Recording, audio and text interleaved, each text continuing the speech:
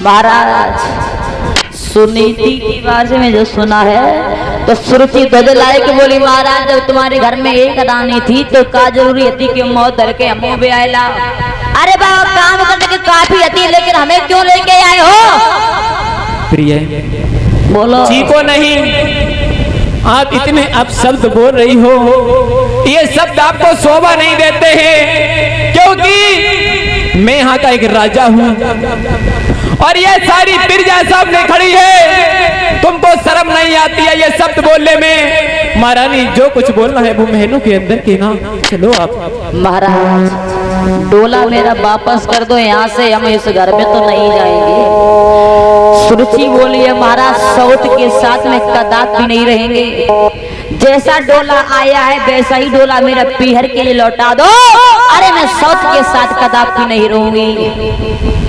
महाराज जब सुनीति को मालूम हुआ है कि सुरुचि महलों में नहीं आ रही तो मैया दौड़ती हुई चली गई।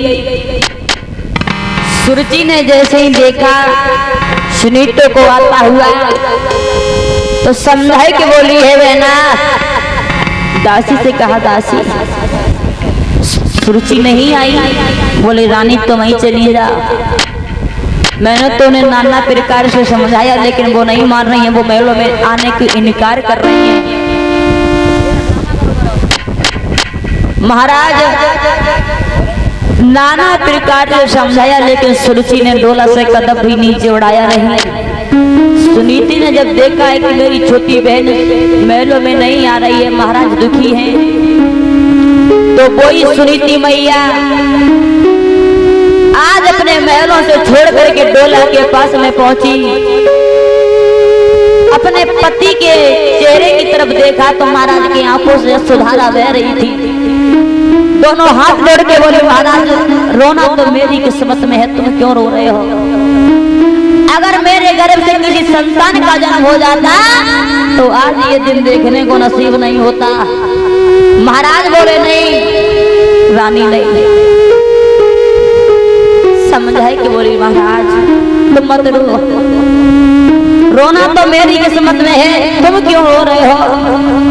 तो रानी ने जैसे ही कहा कि बहना घर चलो, बोले नहीं। समझाए कि बोली बहना का बोली है सुन ले आली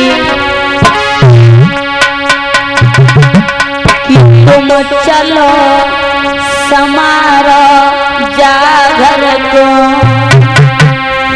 दास